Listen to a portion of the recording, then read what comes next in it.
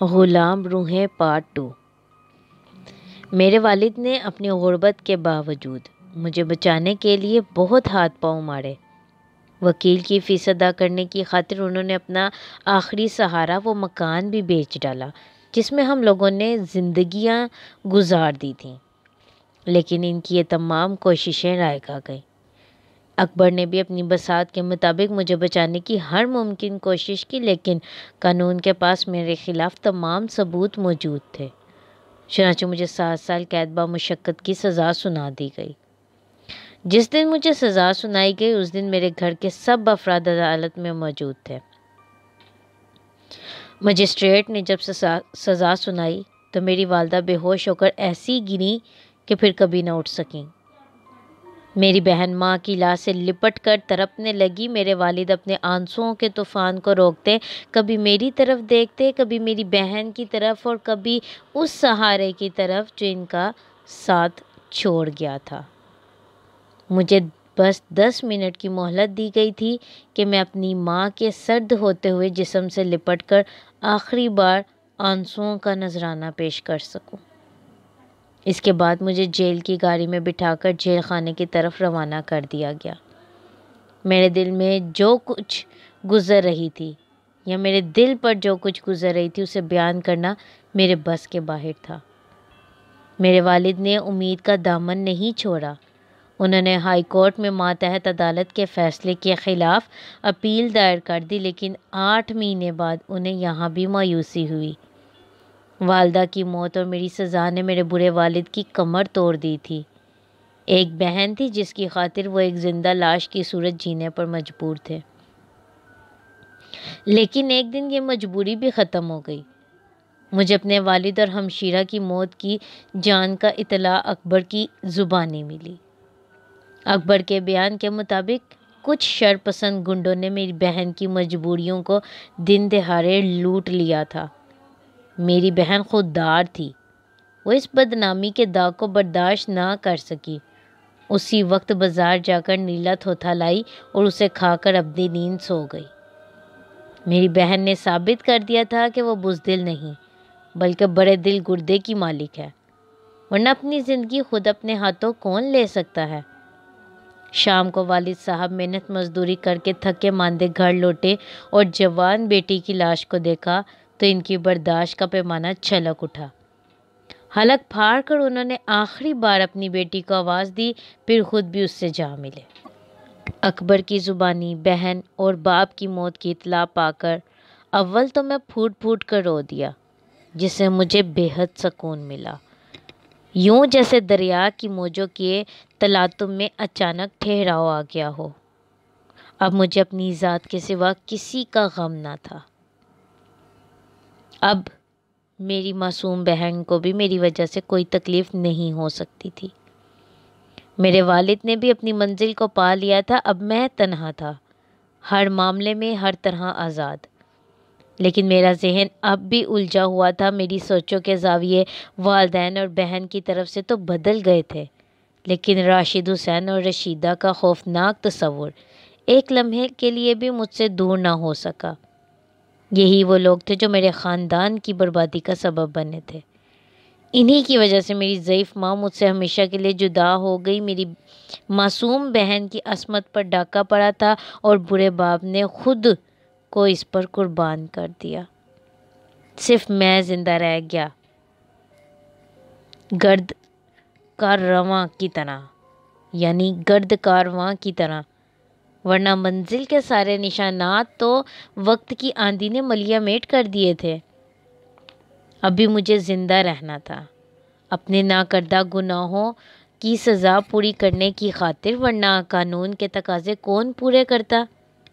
اگر میں بھی مر جاتا تو رشیدہ اور اس کے والد کا مشن بھی تو ادھورا رہ جاتا۔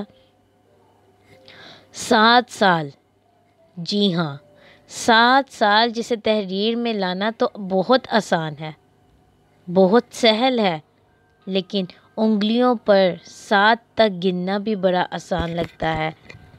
لیکن اس طویل عرصے کی صحبتوں کو صرف وہی شخص محسوس کر سکتا ہے جس نے آزادی کی امید میں ایک ایک لمحہ اور ایک ایک پل گن کر گزارا ہو۔ جن لوگوں پر یہ افتدا نہیں پڑی وہ ہمدردی کا اظہار تو کر سکتے ہیں، لیکن ان لمحات کی بے چینی اور کرب کا اندازہ نہیں لگا سکتے جو سزا بھگتنے والوں پر بیتتی ہے۔ میں نے اپنی زندگی کے 7 سال جس طرح گزارے وہ میرا دل ہی جانتا ہے۔ ان 7 سالوں میں مجھے بڑے بڑے تجربات ہوئے، قسم قسم کے چوراکوں آئی ریپیٹ ان 7 سالوں میں مجھے بڑے بڑے تجربات ہوئے، قسم قسم کے چور اچکوں اور ڈاکوؤں سے میرا واسطہ پڑا، بڑے بڑے قاتلوں کو میں نے بہت قریب سے دیکھا۔ ان قاتلوں کے لیے زندگی کی کوئی اہمیت نہ تھی، ان کی آنکھوں میں نے ہمیشہ خون تیرتے دیکھا تھا۔ ان کے چہرے بہت خطرناک ہوتے، اتنے خطرناک کہ جیل کے محافظ بھی ان کے قریب جاتے ہوئے گھبراتے تھے۔ چنانچہ اس ماحول میں 7 سال تک میں انوکھے اور غیر معمولی تجربے حاصل کرتا رہا۔ میں نے یہی آخذ کیا کہ طاقت اور دولت دنیا میں سب سے بڑے ہتھیار ہیں۔ یہ اگر حاصل ہو جائیں تو مشکلیں نہیں رہتی۔ یہ تجربات میرے لیے مشعل راہ تھے۔ میں نے اپنے 7 قیمتی سالوں کو برباد کر کے زندہ رہنے کا گر پا لیا تھا۔ میں نے طے کر لیا تھا کہ جیل سے باہر جا کر زندگی ایک نئے سانچے میں ڈھالنے کی کوشش کروں گا۔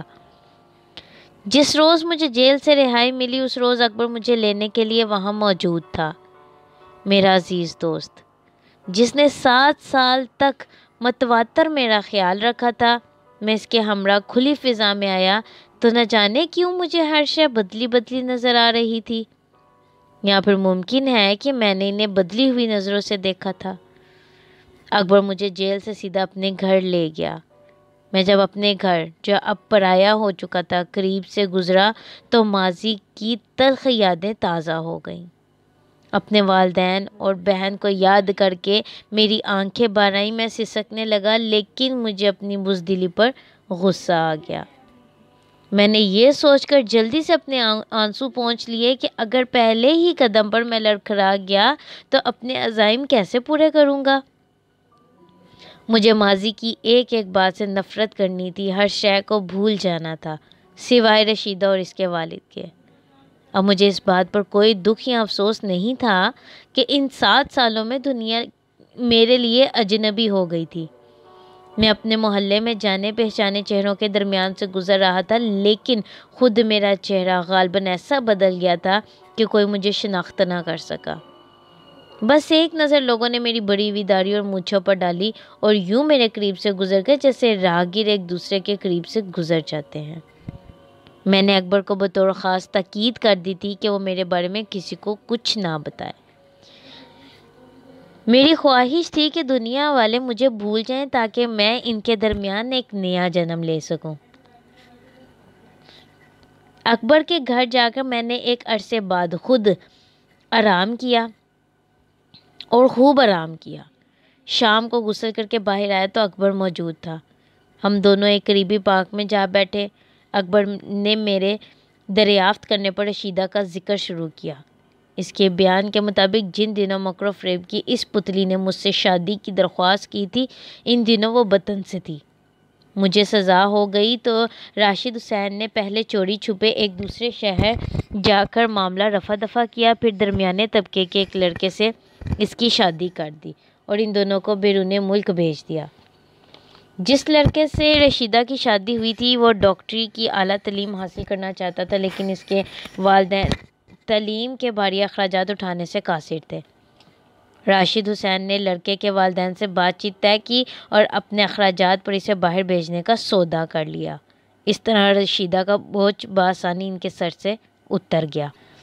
شادی کے 5 سال بعد جب لڑکے نے ڈاکٹری کی تعلیم مکمل کر لی تو راشد حسین نے اسے واپس بلانا چاہا، لیکن بیٹی اور داماد کی مرضی واپس آنے کی نہ تھی، اس لیے انہوں نے اصرار نہیں کیا۔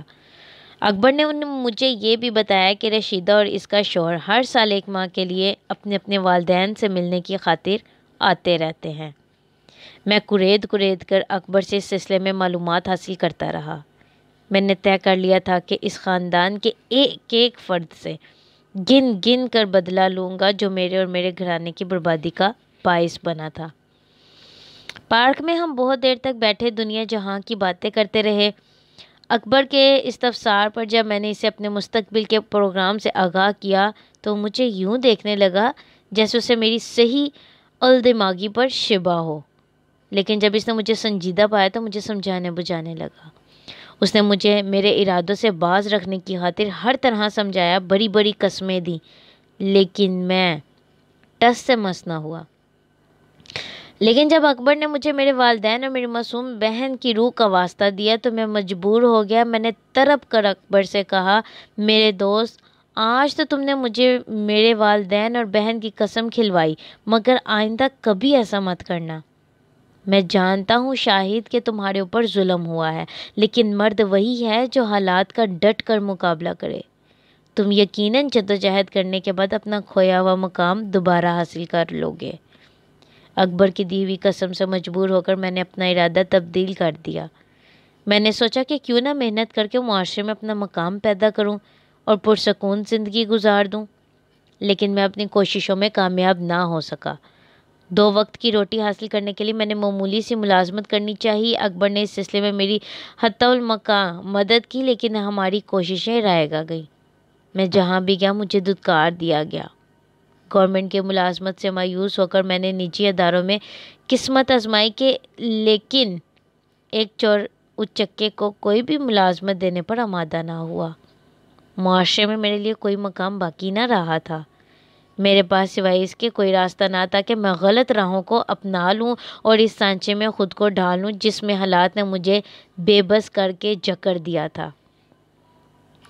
اکبر کے ٹکڑوں پر آخر کب تک زندگی گزاری جا سکتی تھی، اور مجھے یہ بھی منظور نہ تھا کہ میری وجہ سے لوگ میرے عزیز دوست پر بھی انگلیاں اٹھائیں۔ مجھے اپنے ناکردہ گناہوں کی جو سزا ملی تھی میں اس میں اپنے دوست کو شریک نہیں کرنا چاہتا تھا۔ چنانچہ ایک روز میں نے اکبر سے صاف صاف کہہ دیا کہ اب میں کسی قیمت پر بھی اس مکان پر نہیں رہ سکتا۔ اکبر نے جو مجھے بھائیوں سے بڑھ کر عزیز رکھتا تھا مجھے بہت سمجھایا، لیکن جب میں اپنی ضد پر اڑا رہا تو اس نے مجھے غلط راستوں پر بھٹکنے سے باز رکھنے کے لیے ایک نئی چال چلی۔ کچھ سوچ کر بڑی سنجیدگی سے بولا، حالات کے پیش نظر تم نے جو فیصلہ کیا ہے میں اسے غلط نہیں کہتا، لیکن جہاں تم نے مجھے اپنا عزیز سمجھ کر میری اتنی باتیں مانی ہیں وہاں صرف ایک بات اور مان لو، اس کے بعد بھی اگر حالات تمہارے حق میں سازگار نہیں ہوتے تو پھر میں تمہیں دوبارہ کبھی کسی بات سے منع نہیں کروں گا۔ کیا تمہارا خیال ہے میں دنیا والوں کو اپنی بے گناہی کا یقین دلانے میں کامیاب ہو جاؤں گا؟ انسان کوشش کرے تو ہر مشکل آسان ہو سکتی ہے۔ میرے دوست اکبر نے مجھے سمجھایا تو میں زہر خوند سے بولا، تم حالات کو میری نہیں بلکہ اپنی نظروں سے دیکھ رہے ہو اکبر۔ اگر دنیا والوں کی نظروں سے تم بھی مجھے دیکھو تو کیا عجب ہے کہ تمہیں بھی مجھ سے کوئی ہمدردی باقی نہ رہے۔ بھاڑ میں جائیں دنیا والے، میں تمہیں مشورہ دوں گا کہ تم اللہ والوں سے دعا کی طالب بنو۔ بہت سی باتوں کا علاج دنیا والوں کی بجائے اللہ کے برگزیدہ بندوں کے پاس ہوتا ہے۔ میں سمجھا نہیں۔ اصل میں بات یہ ہے کہ میں تمہیں اللہ کے ایک برگزیدہ بندے سے ملانا چاہتا ہوں جس نے دنیا کو تیج دیا ہے اور دن رات خدا کی عبادت میں مشغول رہتا ہے۔ مجھے قوی امید ہے کہ اگر وہ بزرگ تمہارے حق میں دعا کریں تو تمہاری قسمت بدل سکتی ہے۔ اکبر نے سنجیدگی سے کہا، میرے کہنے سے تم صرف ایک بار ان سے ملو گے، ان باتوں سے کوئی فائدہ نہ ہوگا۔ اکبر، میں نے سپاٹ لہجے میں جواب دیا، تم مجھے میرے حال پر چھوڑ دو۔ قبل از وقت تم کیسے کہہ سکتے ہو کہ ان بزرگ سے مل کر تمہیں کوئی فائدہ نہ ہوگا، جبکہ میں ان کے بارے میں بے شمار عجیب و غریب باتیں سن چکا ہوں۔ بلکہ میں نے تو یہاں تک سن رکھا ہے کہ جو بات وہ کہتے ہیں پتھر کی لکیر ثابت ہوتی ہے۔ لوگوں میں تو یہاں تک مشہور ہے کہ وہ انسان نہیں بلکہ فرشتہ ہیں، اور ان کے قبضے میں کچھ ایسی طاقتیں بھی موجود ہیں جن کے ذریعے وہ لوگوں کی تقدیر بھی بدل سکتے ہیں۔ میں خاموش رہا تو اکبر نے مجھے ان بزرگ کے بارے میں تفصیل سے بتاتے ہوئے کہا، میں جن بزرگ کا تذکرہ کر رہا ہوں وہ یہاں سے 4 میل دور آبادی سے ذرا ہٹ کر جو پہاڑی ہے اس پر ایک نیم پختہ سی کوٹھری میں رہتے ہیں۔ میں نے لاتعداد افراد کی زبانی ان کے کرشموں اور معجزوں کے بارے میں سنا ہے۔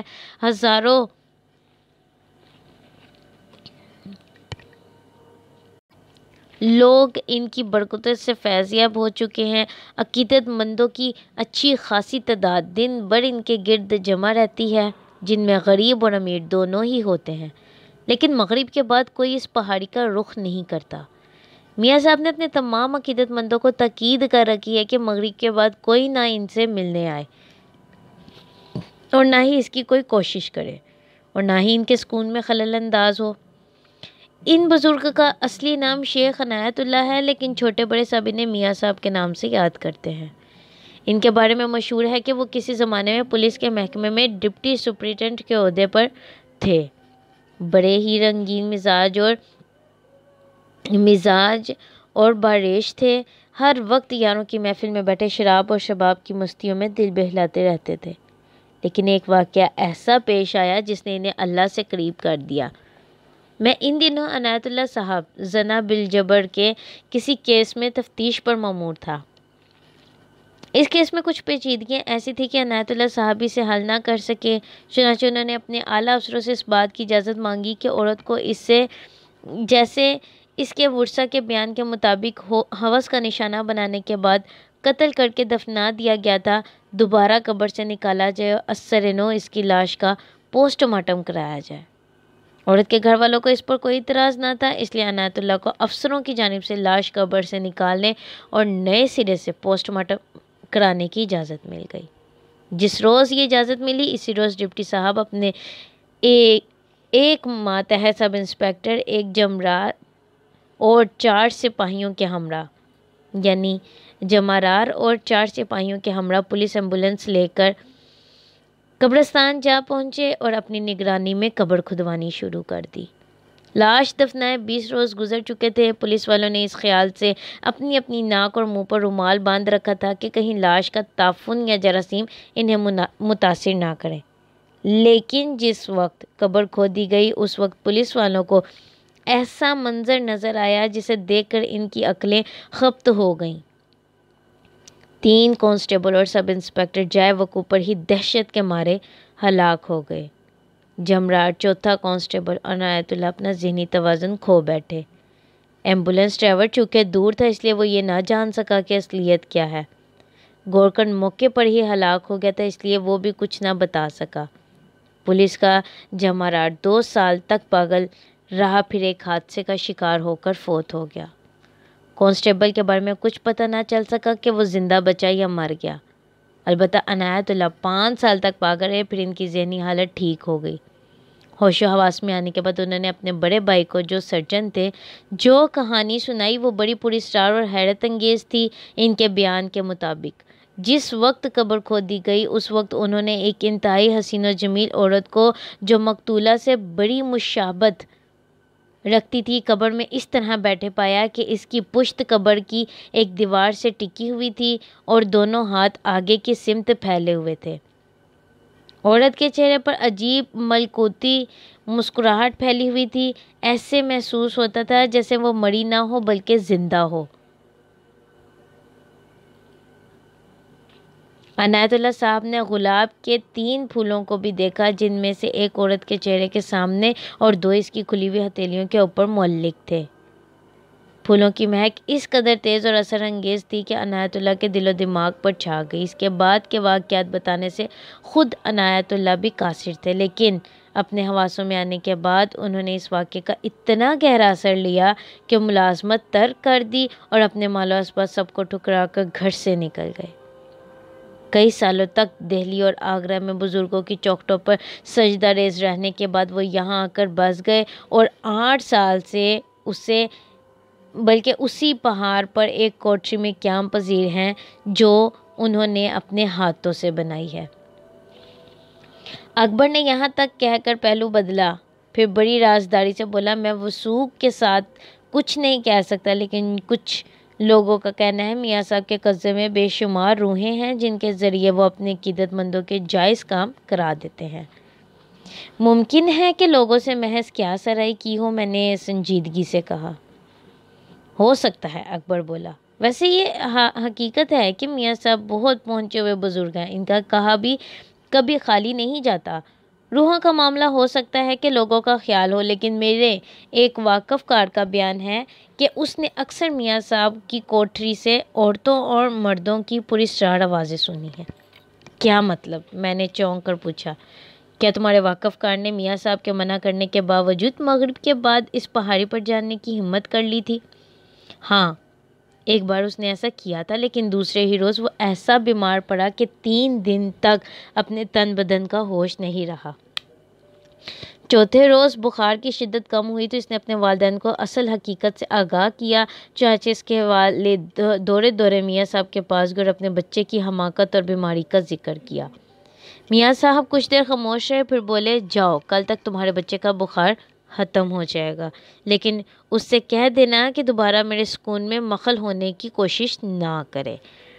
دوسرے روز حقیقتاً لڑکے کا بخار اتر گیا۔ پاس پڑوس والوں کو حالات کا علم ہوا تو انہوں نے مغرب کے بعد پہاڑی کا رخ کرنے سے کان پکڑ لیے۔ اگر کوئی اجنبی رات کے وقت انہیں پہاڑی کی طرف جاتا نظر آ جاتا تو محلے والے اسے روک دیتے ہیں۔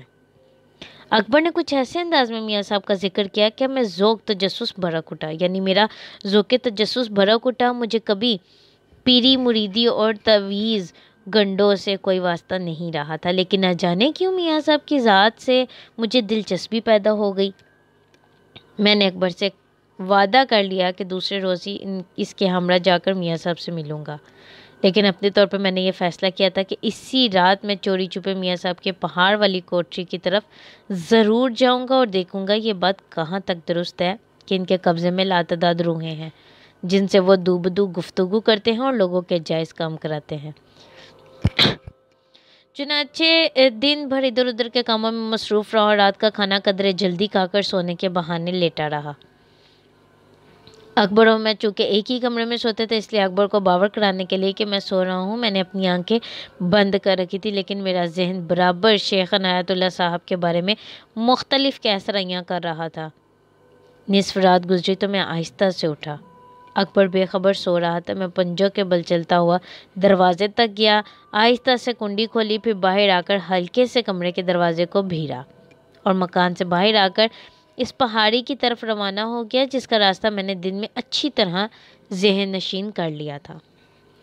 میں پہلے عرض کر چکا ہوں کہ تویز گنڈوں اور پیری مریدی سے مجھے کبھی کوئی دلچسپی نہیں رہی، لیکن میرے دوست اور غمگسار اکبر حسین نے میاں صاحب کا ذکر اس عقیدت سے کیا تھا کہ میں اپنے تجسس کو دبا نہ سکا، اور یہی جذبہ مجھے کشاں اس پہاڑی کی طرف کھینچے لیے جا رہا تھا جہاں اکبر کے بیان کے مطابق میاں صاحب گزشتہ 8 سال سے ایک نیم پختہ کوٹری میں مقیم تھے، اور ان روحوں کے ذریعے جو ان کے قبضے میں تھی مظلوم لوگوں کے لیے انہوں نے ناقابل یقین کارنامے انجام دیے اور دے رہے تھے۔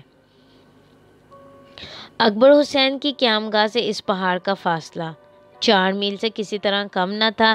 میں نے یہ فیصلہ بمشکل طے کیا۔ راستے میں 1-2 بار میں نے سوچا بھی کہ میں کیوں خواہ وقت برباد کر رہا ہوں، ان باتوں سے کیا حاصل، لیکن جب میں آبادی کے آخری سرے پر پہنچا اور تاریکی میں لپٹی ہوئی پہاڑی کو اپنے قدموں میں پایا تو میری ساری تھکان دور ہو گئی۔ میں نے یوں ہی ایک نظر بستی کے کچے پکے مکانوں پر ڈالی، پھر جھجکتا اور خوف کھاتا پہاڑی کے اوپر چڑھنے لگا۔ کوئی 20 منٹ تک میں برابر آگے بڑھتا رہا، پھر دور روشنی کی کرنوں کو دیکھ کر مجھ پر خوف کا غلبہ ہونے لگا۔ وہ روشنی تقریباً 100 گز دور نظر آنے والی ایک کوٹری سے پھوٹ رہی تھی۔ اس ویرانے میں یہ کرنیں بڑی پراسرار لگ رہی تھیں۔ اپنی نظروں کے سامنے منزل کو دیکھ کر مجھے نہ جانے کیوں ایک عجیب سی مسرت کا احساس ہوا۔ میں رک گیا اور چند لمحوں تک ان کرنوں کو دیکھتا رہا، پھر دوبارہ آگے بڑھنے لگا۔ پہاڑی راستہ ناہموار تھا اور بار بار مجھے پاؤں چھوٹے موٹے پتھروں پر پڑ کر رپٹ رہے تھے۔ اس طرح میں نے اپنی رفتار کم کر دی، یعنی ان چھوٹے موٹے پتھروں سے بچنے کے لیے میں نے اپنی رفتار کم کر دی۔ پھر بھی جو میری منزل قریب آتی گئی مجھے اپنے دل پر ایک بوجھ اور سر میں درد سا محسوس ہونے لگا۔ ابھی تک میرے ساتھ کوئی حادثہ پیش نہیں آیا تھا، مگر مجھے اکبر حسین کی بات یاد تھی کہ چراغ جلنے کے بعد اس پہاڑی کا رخ کرنے والے پراسرار حالات سے دوچار ہو جاتے ہیں، اور جب تک میاں صاحب ان کے حق میں دعا نہ کریں وہ قرب اور بے چینی کے حالات سے دوچار رہتے ہیں۔ نیم پختہ کوٹری کا دھندلاپن اب ختم ہو چکا تھا۔ میں اس کوٹری سے بمشکل 40 گز کے فاصلے پر ہوں گا کہ اچانک مجھے ایسا محسوس ہوا جیسے کوئی میرا تعقب کر رہا ہے۔ میں ٹھٹک کر رک گیا، اپنے چاروں طرف نظر دوڑائی تو دور دور تک کسی آدمزاد کا پتہ نہیں تھا۔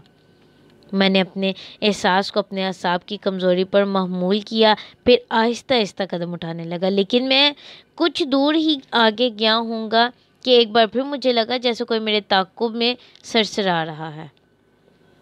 اس بار میں نے رکنے کی بجائے مضطرب نظروں سے دائیں بائیں گھوم کر دیکھا اور کسی کو موجود نہ پا کر اپنی نظریں روشنی کی کرنوں پر جما دیں، جو میرے خیال کے مطابق میاں صاحب کی کوٹری میں جلنے والی کسی بڑی لالٹین یا بہت سے لیمپوں سے پھوٹ رہی تھی۔ 2 بار چونکنے کے بعد میں نے اپنی رفتار بڑھا دی۔ میں جانتا تھا کہ جلد از جلد میاں صاحب کی کوٹری تک پہنچ جاؤں اور دیکھوں کہ روحوں کے بارے میں جو واقعات ان سے منسوب ہیں وہ کہاں تک صداقت پر مبنی ہیں۔ اکبر حسین کے بجائے اگر میاں صاحب کے بارے میں یہ معلومات مجھے کسی اور ذریعے سے حاصل ہوتی تو شاید میں ان کی صحت پر کبھی بھی یقین نہ کرتا۔ میں اپنے خیالات میں محو آگے بڑھ رہا تھا، اچانک میرے قدم تھم گئے اور میں بلکہ دھوئیں کے اس سفید بادل کو سہمی ہوئی نظروں سے دیکھنے لگا جو میرے اور میاں صاحب کی کوٹری کے درمیان بڑی سرعت سے ابھر کر ایک دائرے میں پھیلنے لگا تھا۔ پہلی نظر میں اسے دھواں ہی سمجھا اور حقیقت میں غالباً یہی تھی، لیکن دوسرے ہی لمحے جب میں نے اس پر غور کیا تو یہ دیکھ کر میرے جسم کے رونگٹے کھڑے ہو گئے کہ سفید بالوں یا دھوئیں کے اس ٹکڑے نے سمٹا کر انسانی ہیولے کی شکل اختیار کر لی تھی، اور اب وہ ہیولا آہستہ آہستہ ہوا میں تیرتا ہوا میری طرف بڑھ رہا تھا۔ میرے حلق سے ایک گھٹی گھٹی چیخ نکل گئی۔ میں نے راہ فرار اختیار کرنی چاہی، لیکن قبل اس کے کہ میں اپنے ارادے کی تکمیل کرتا، سفید انسانی ہیولا تیزی سے میرے قریب آیا۔ چلے جاؤ، بزرگوں کے کام میں مخل ہونا اچھا نہیں۔ ایک مدھم سی سرگوشی میرے کانوں سے ٹکرائی، پھر وہ ہیولا ہوا کے تیز جھونکے کی طرح میرے جسم سے ٹکراتا ہوا نکل گیا۔ میں نے بجلی کی سی صلاحیت سے پلٹ کر دیکھا، لیکن اطراف میں کہیں کچھ بھی نہیں تھا۔ ہر طرف گہرا اندھیرا طاری تھا۔ میں نے گھوم کر میاں صاحب کی کوٹری کی سمت نظر ڈالی۔ دراڑوں سے پھوٹتی ہوئی کرنیں صاف طور پر نظر آ رہی تھیں۔ میں سکتے کے کسی مریض کی طرح اپنی جگہ کھڑا حالات پر غور کرتا رہا، پھر یہ سوچ کر کہ یقیناً میرے ذہن میں بیٹھے ہوئے کسی لاشعوری وہمے نے شعوری طور پر نمودار ہو کر مجھے ڈرانے کی کوشش کی ہے، میں حوصلہ کر کے پھر آگے بڑھنے لگا۔ مجھے خود پر ہنسی بھی آ رہی تھی کہ ایک طویل عرصہ جیل کی سلاخوں کے پیچھے گزارنے اور اذیت ناک حالات سے گزرنے کے باوجود میں اپنے ہی منتشر خیالوں کی ایک دھندلی پیداوار سے خوفزدہ ہو گیا۔ میں نے اپنی رفتار اب بڑھا دی تھی۔ میاں صاحب کی کوٹری کا فاصلہ ہر لمحہ گھٹتا جا رہا تھا، 30 گز، 20 گز، 10 گز، اور پھر اچانک مجھے ایک بار پھر ایسا محسوس ہوا جیسے کوئی میرے ساتھ ساتھ چل رہا ہے۔ میں نے احتیاطاً اس احساس کی تصدیق کرنے کے لیے بائیں صرف نظر ڈالی، وہاں کچھ بھی نہ تھا، لیکن داہنی جانب نظر گھماتے ہی میں اچھل پڑا۔ میں نے خوفزدہ ہو کر چیخنا چاہا، لیکن آواز میرے حلق میں گھٹ کر رہ گئی۔ اس بار مجھے جو کچھ نظر آیا وہ 100% حقیقت تھی۔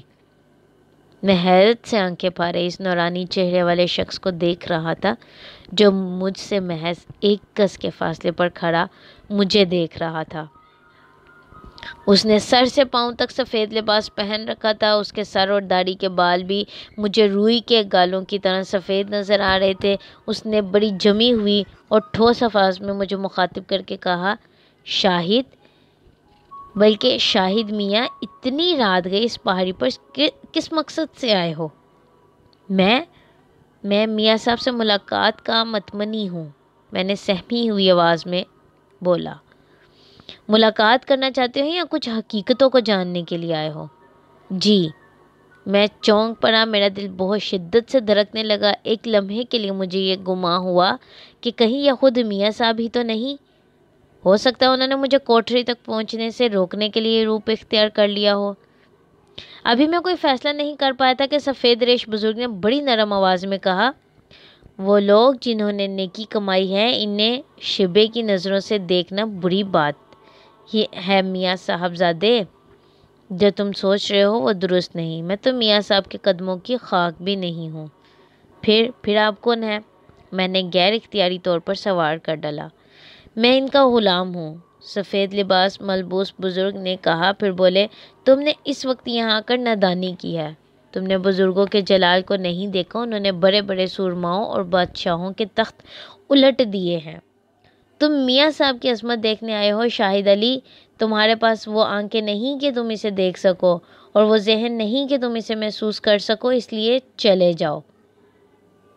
بزرگ محترم، میں میاں صاحب کا دیدار کرنے کی غرض سے آیا ہوں، کوئی بری نیت لے کر نہیں، میں نے اپنے اوسان بحال کرتے ہوئے کہا۔ مگر عزیز من، یہ وقت مناسب نہیں ہے، سفید ریش بزرگ نے نصیحت آمیز لہجے میں کہا، اور پھر کچھ سوچ کر بولے، اچھا ٹھیک ہے، جاؤ اور میاں صاحب کے بارے میں اپنی مبہم خیالات کی تصدیق کر لو، لیکن میری ایک نصیحت یاد رکھنا، جو کچھ تمہیں نظر آئے اس کا تذکرہ کبھی کسی اور کے سامنے نہ کرنا، ورنہ تباہیاں تمہارا بلکہ تمہارے عقب میں ہوں گی۔ جاؤ اور دیکھ سکتے ہو تو دیکھو۔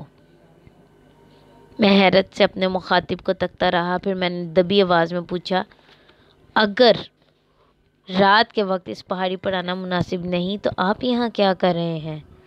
شاہد علی، مجھے معلوم تھا کہ تم یہ سوال ضرور کرو گے، سفید ریش بزرگ نے زیر لب مسکرا کر کہا، پھر سنجیدہ ہو کر بولے، میں کون ہوں اور کیا ہوں یہ جاننے کی کوشش مت کرو، تم اس کے متحمل نہیں ہو پاؤ گے، تم ابھی بچے ہو، بہت بچے ہو، بس جو میں نے نصیحت کی ہے اس کا خیال رکھو۔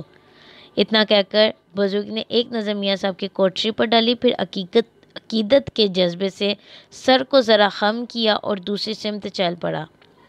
میں پھٹی پھٹی نظروں سے ان کو دیکھتا رہا اور اس وقت تک اپنی جگہ سے جنبش نہیں کی جب تک وہ میری نگاہوں سے اوجھل نہیں ہو گئے۔